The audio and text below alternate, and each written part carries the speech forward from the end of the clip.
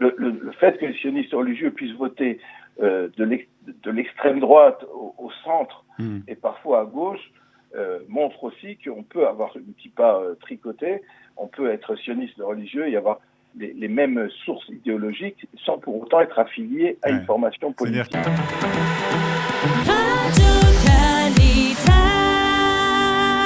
Voilà, nous sommes donc toujours sur Studio Qualita à 8h et presque 38 minutes. Nous allons maintenant parler de la campagne électorale et plus particulièrement ce qui se passe en marge de cette campagne électorale, puisqu'on va parler des partis sionistes religieux ce matin. Et pour cela, nous sommes ce matin avec Michael Blum. Bonjour Michael, alors merci d'être avec nous ce matin. Vous n'êtes pas dans le studio avec nous puisque vous êtes, je suppose, bloqué dans votre yishuv, dans le Gush Etzion. Tout à fait, avec une bonne dizaine de centimètres de neige encore ce matin. Ouais. Très bien. Alors, comme je le disais en introduction, on va parler de ce qui se passe en marge de cette campagne électorale et on va parler plus particulièrement ce matin des partis sionistes religieux. Alors, quand on parle des partis sionistes religieux, de quoi parle-t-on, hein? Peut-être on peut faire un petit historique rapide de ces partis sionistes religieux depuis la création de l'État d'Israël. Alors, le Mizrahi, le premier parti sioniste religieux, ça a été fondé donc au tout début du XXe siècle en Lituanie par le Rav Reines. Les objectifs à l'époque de créer une formation politique, c'était de mettre en avant ce qu'on appelle le triptyque du sionisme religieux, c'est-à-dire un lien fort entre la Torah, le peuple juif et la terre d'Israël. Pour ses fondateurs, le retour des Juifs sur la terre d'Israël était le signe des prémices des temps messianiques. Et donc, à la création de l'État en 1949, lors des premières élections, le parti Mizrahi, et après, dans les années qui est assez rapidement, un autre parti issu de cette branche, l'Hapoel Mizrahi, font partie de toutes les coalitions et de toutes les Knesset. Et le premier ministre des cultes, à l'époque, le Rav Yehuda Maimon, est le dirigeant du Mizrahi. Et ils obtiennent en moyenne 12 mandats dans chaque élection. À partir de 1981, ce parti qui entre-temps, c'est devenu le Parti national religieux, donc connu en Israël sous le nom de Mafdal, connaît un certain nombre de scissions. Donc une scission séfarade avec Aaron Abou-Khatira qui fait le parti Tami, une scission plus nationaliste, à Tria, une session plus religieuse avec le Rav Chaim Druckmann, le parti Moracha. Mais jusqu'en 92, ils sont encore au sein de toutes les coalitions.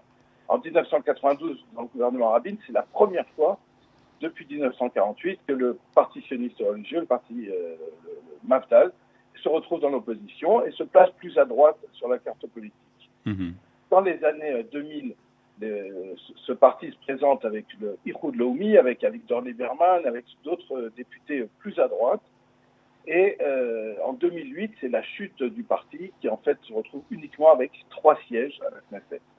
Alors, sans rentrer dans les détails historiques de toutes les scissions et de toutes les raisons pour lesquelles le Mafdal, qui entre-temps s'est appelé Beit Yehudi, le foyer juif, chute à 3 sièges, il y a en 2013 l'arrivée de Naftali Bennett à la tête du parti qui permet d'obtenir à nouveau 12 sièges comme dans les années glorieuses de ce parti. Sous le titre du Beit Yehudi à ce moment-là. Ça devient le Beit Yehudi, exactement. Et avec ces dernières années, donc depuis 2013, il y a de nouveau des scissions et des partis différents autour de ce qui était le Beit Yehudi. Alors, on va faire un petit point sur ce qui se passe aujourd'hui, donc les élections. C'est ça. Aujourd'hui, vous avez parlé donc de ces scissions, de ces différentes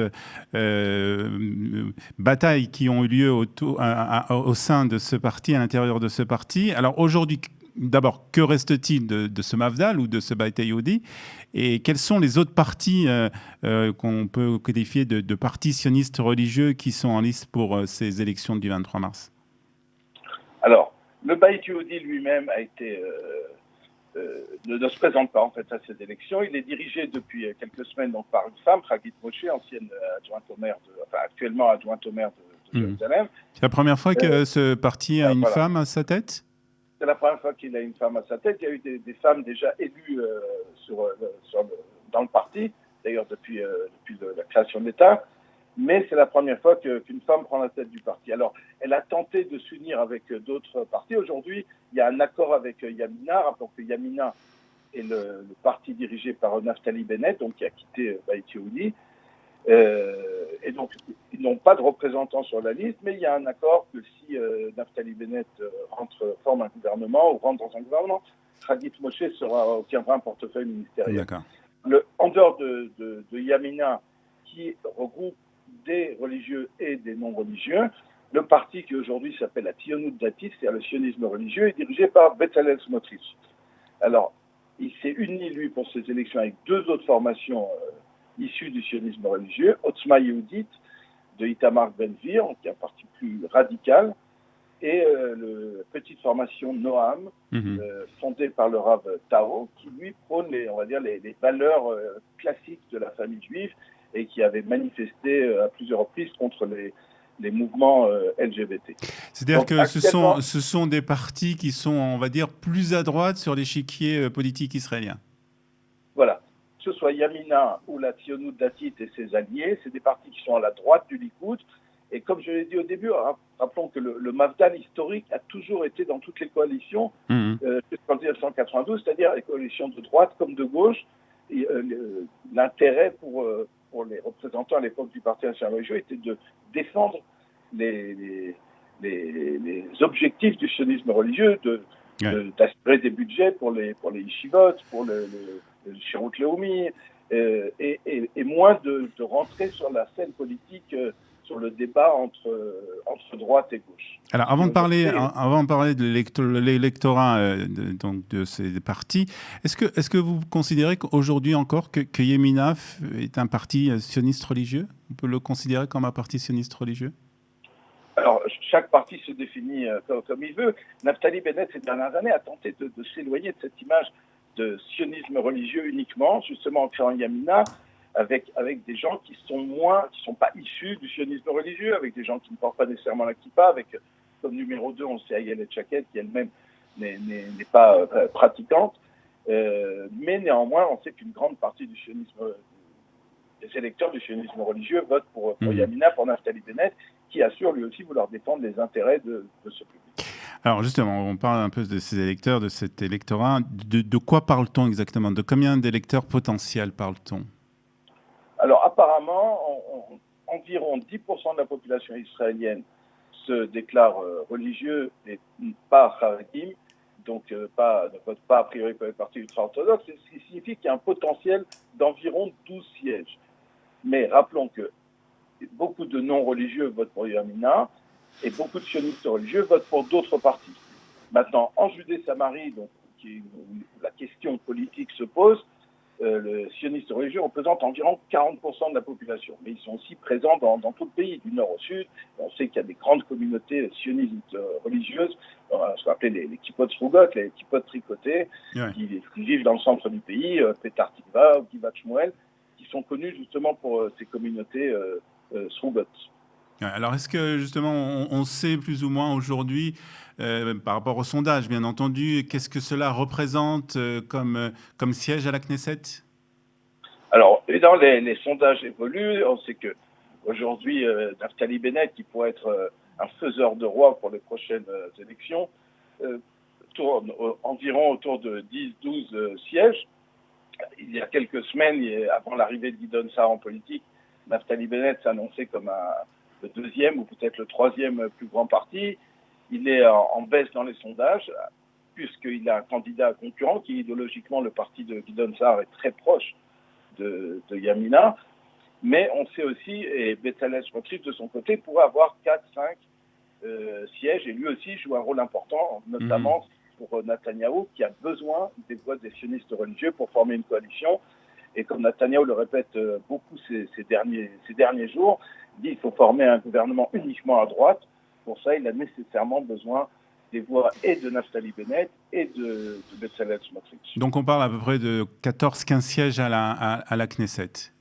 Voilà, donc plus que uniquement les voix du sionisme religieux.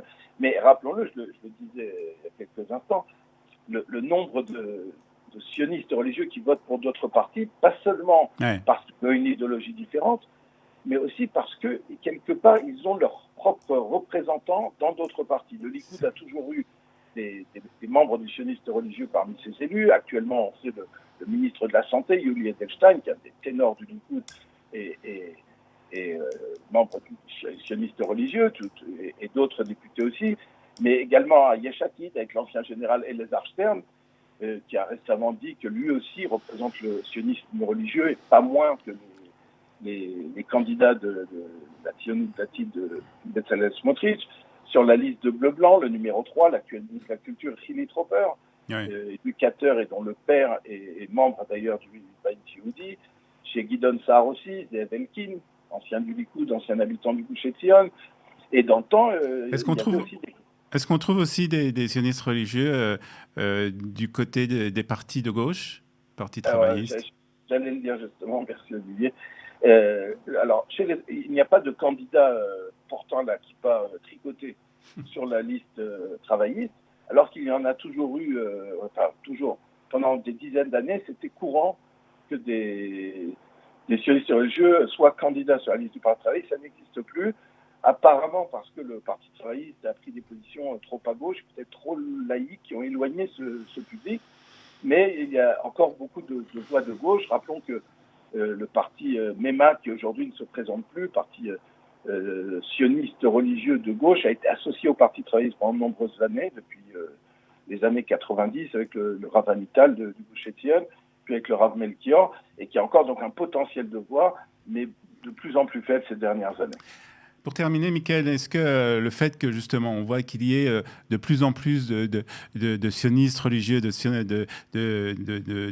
candidats avec ces fameuses kippotes tricotées sur certaines listes, et le fait justement que les partis comme le parti Bayit Yehudi ou d'autres partis sont en chute libre dans ces élections, est-ce que cela ne veut peut-être pas dire que cette idéologie quelque part est passée?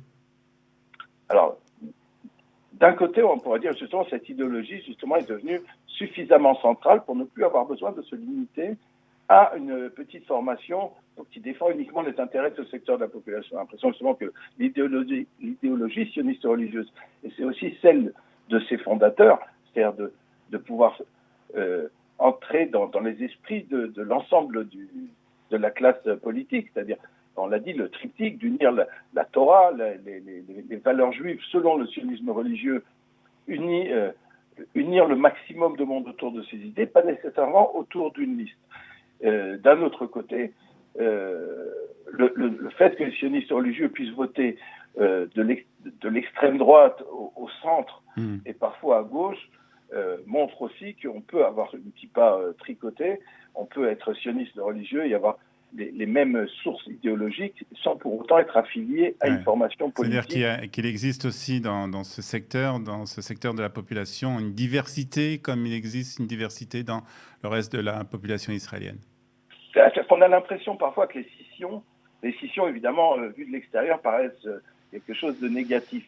Il y a une scission, ils se disputent, ils n'arrivent pas à se mettre d'accord. D'un autre côté, on peut voir dans le fait que le sionisme religieux qu'on retrouve des représentants de ce secteur de la population à travers toutes les formations politiques, donc justement l'ouverture d'esprit et la réussite finalement du sionisme religieux qui a toujours fait partie depuis le début du sionisme, depuis le début du XXe siècle, en tout cas de manière institutionnelle de toutes les institutions de ce pays. Aujourd'hui, à la tête du KKL, il y a un représentant du sionisme religieux, alors même si politiquement le parti national religieux, le PNR historique, a quasiment disparu, il a quand même des représentants à la tête des plus hautes institutions de l'État, on l'a dit, des ministères, mais aussi des institutions nationales, comme au KKL ou à l'Agence juive, où des personnalités importantes tiennent des postes dans ces institutions.